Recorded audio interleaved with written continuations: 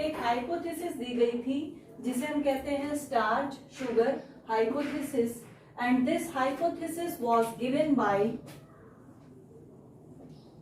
साइने. Sayre 1923 has given a hypothesis which is known as starch sugar hypothesis. तो इस hypothesis में ये बताया गया था कि जो शुगर का कंटेंट है,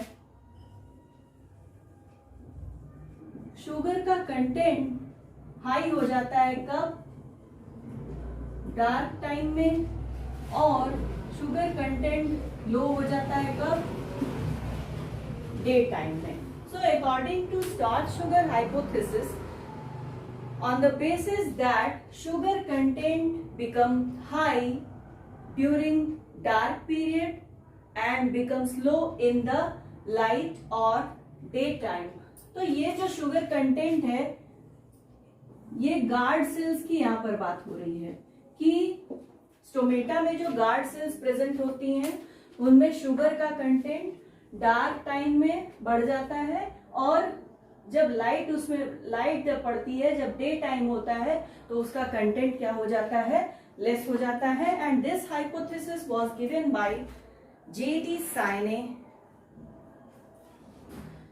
दो कंडीशन है.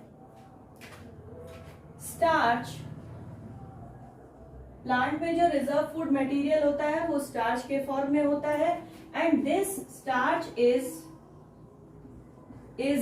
insoluble. So in the presence of phosphorylase and at high pH, जब pH हाई है और phosphorylase के प्रेजेंस में हो रहा है, तो यहां पर बनता है glucose 1-phosphate, and this glucose 1-phosphate is soluble. तो जब ये कंडीशन रहती है, in this condition endosmosis takes place. Endosmosis takes place होता है, और जिसकी वजह से जो गार्ड सेल्स हैं ये क्या हो जाते हैं? टर्जिड हो जाएंगे, और टर्जिड होने की वजह से पोर्स क्या होंगे? ओपन हो जाएंगे. Guard cells become turgid, as a result pore open.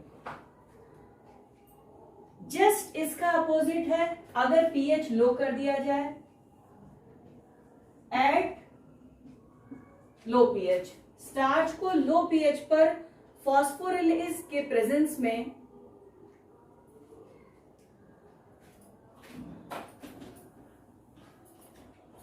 यहां पे बनाते हैं, इसको जब लो पीएच देंगे तो उस कंडीशन में फॉस्फोरिलेज के प्रेजेंस में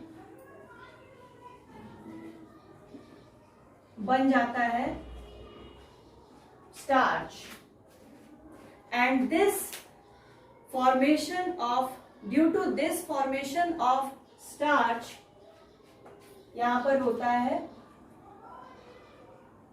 exosmosis. The guard cells become flaccid हो जाती हैं, और जिसकी वजह से जो स्टोमेटल पोर है वो क्या हो जाते हैं? क्लोज हो जाते हैं. तो ये था स्टार्च शुगर हाइपोथेसिस. हालांकि इसमें बहुत सारे ऑब्जेक्शन भी किए गए. चलिए देखते हैं क्या है ऑब्जेक्शन.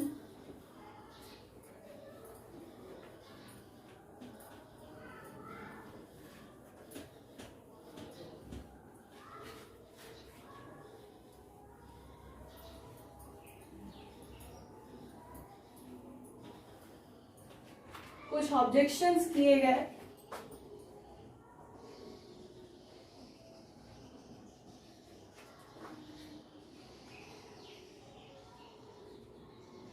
इसमें सबसे पहला पॉइंट ये था कि ग्लूकोज 1-phosphate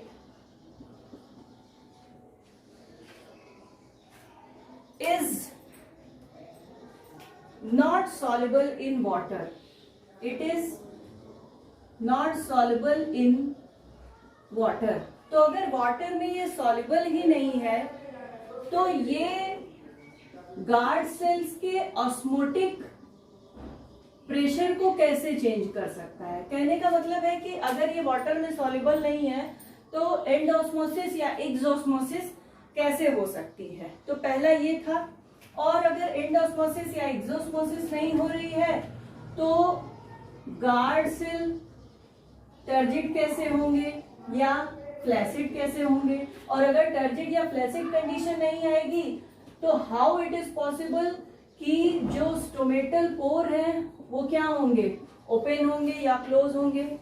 तो इस तरह से इस हाइपोथेसिस को रिजेक्ट कर दिया गया और ये बताया गया कि opening and closing of stomata is a passive process. बता दिया कि opening of closing is an passive process and it does not need any energy.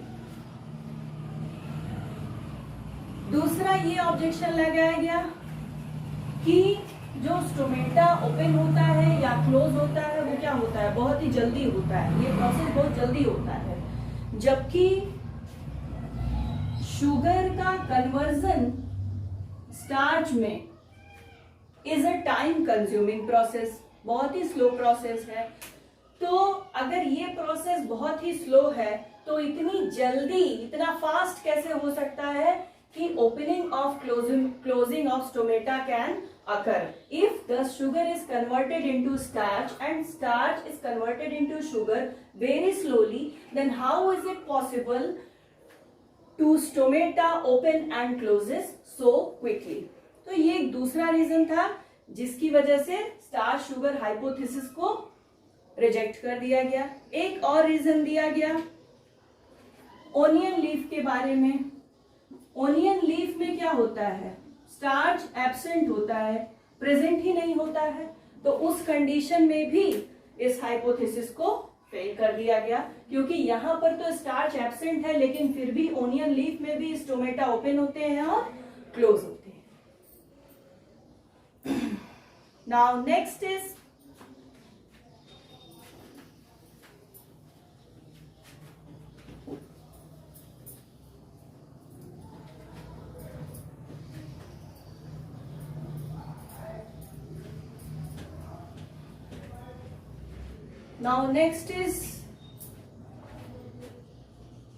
potassium ion transport and hormonal regulation। It is the potassium ion transport and hormonal regulation hypothesis which was proposed by Leavitt। Leavitt ने इसे propose किया था in the year 1974 and this was elaborated by Raschke and Bowling। Raschke and Bowling ने इसे elaborate किया, थोड़े बहुत changes किए इन द ईयर 1975-76। तो इन्होंने बताया कि लाइट के समय में, यानी कि दिन के समय में, during light the starch is converted into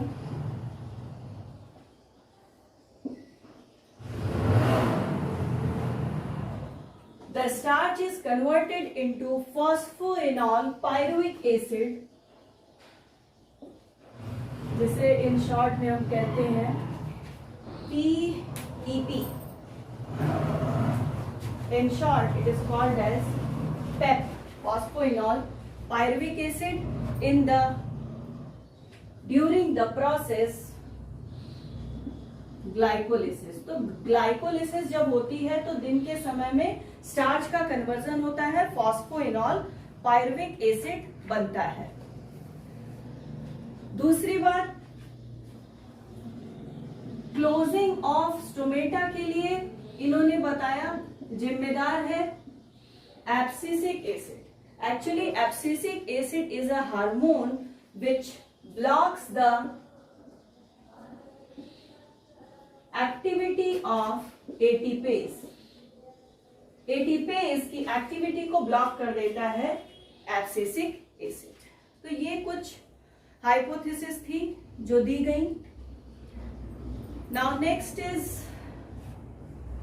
another fact that transpiration is a